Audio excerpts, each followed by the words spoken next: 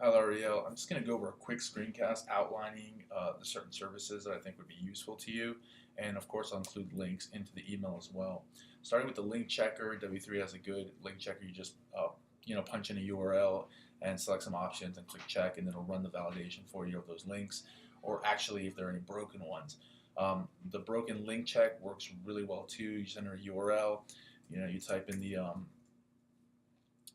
You type in the security code and then report all occurrences and then click and it runs a broken link check and even gives you a URL and a source link, gives you server response reason, and it tells you, how many pages it's processed and how many broken links it's found. So this is very convenient, and the fact that it's web-based is great, makes it really easy to use. Another one is this responsive viewport resizer. You can actually click and drag it into your bookmarks, so that's really convenient. So once you have it there, you can go to site, and then you can just run it. Like you click on the bookmarklet, and then it'll have this little resizer thing come down, and you can kind of check different viewport sizes, which is neat and it's kind of quick. Or you can go in here and customize it. So the good thing is that you kind of have it there, and you can check any size of your site that you're currently on. So that's very helpful. Another one is this one by Todd Moto, and you can actually enter a web URL, and you can even add custom sizes, like for whatever reason, 878, and you're adding it there. So what's neat about this is you're just kind of, again, clicking through it, and you're looking at your site from different viewports to check its responsiveness and how it stacks and where it breaks and all that kind of stuff. So you can also download this, but I just find it's easier to use it. Just bookmark it as well. So it's just quick and easy to test out a site that way.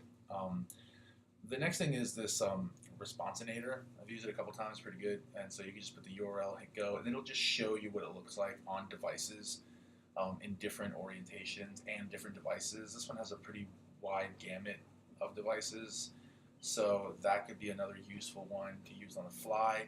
And Responder is just a really nice user interface, but it only tests 3 devices: the iPhone 4 and 5, the iPad, and just a monitor. So uh, not a whole lot of use for that, but if you're just testing for those devices, it's great.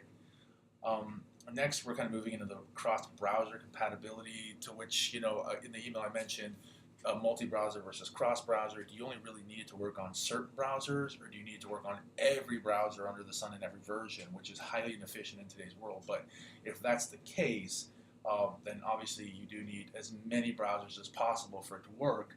But generally speaking, if you're using GA, then you can be testing to see where your users are even coming from, and then you can specify which browsers you really need to target and make sure your site or application works properly on. So that being said, I think you're on a Windows. I don't know why I get that feeling, but if you are, Spoon.net would be really good for you to use.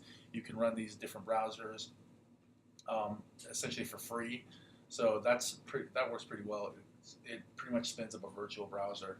Sauce Labs is really good too. It's just like Browser Stack, which I know you mentioned, but it's $12 a month versus $40 a month. Although this has up to 3 users, Sauce Labs just has it for 1 user, but it's cheap and there's no contract, so it might be something you might want to look into. That's not very expensive. I've used Browser Stack before, and it's nice and it's great.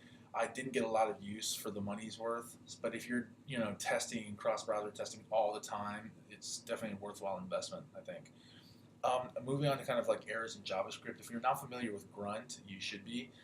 It's great because you can combine lots of different plugins and be testing lots of different assets of your code and aspects of your code rather. So Grunt is really good, but if you don't have time to really kind of dive into Grunt, and I'll include this tutorial on what Grunt is, how to install it, how to use it, and the kind of things that are included in it. You might just want to focus on JS Hint, and JS Hint is its own website in and of itself, where you could literally just copy a function from any page in your app, you paste it, and it pretty much tells you all the metrics here on the side. And as you hover over them, it'll even show you the line and kind of highlight the area where there's some possible mistakes. Now, JS Hint is not going to tell you how to write better JavaScript code, but it will help you target all these kind of like mindless things you might have forgotten, like a semicolon or something that's not valid, or you have a global variable that's conflicting with another one. So that's really useful from that stance. So JS Hint, I totally recommend it. Grunt is a more complete kind of package that just helps you develop faster and scrubs your code and goes through it. And whether you're using Sass on the front end, or other kind of preprocessors or compilers, Grunt is just excellent to use. But if you just want to kind of focus on your JavaScript, JS Hint is absolutely necessary. Another thing is, and this is just how to download and install it with Node Package Manager if you use the terminal. Can I Use is just one of the best go-to sites that I use all the time. And how it's useful is, like, you could target specific elements. So if you're like, does this audio HTML5 element work on IE, Firefox, Chrome, Safari? Here it tells you the versions, and then I'll tell you if it's current on these versions, in the near future whether it'll be supported, or if in the farther future it'll be supported. So this is a great way to kind of on a granular level test your elements. But say you just want to see all HTML5 elements, well, you can just click HTML5 and then scroll down this very long list of HTML5 elements and specifically see if those elements will work in the specific browser that you're looking for. So this is you should definitely bookmark the site because it's very useful, especially with CSS3 kind of properties, like box shadowing, like I mentioned. IE9 definitely doesn't support it, or I think now it does. So, well, currently 11 does, so 10 and 9 don't, and IE8 obviously doesn't.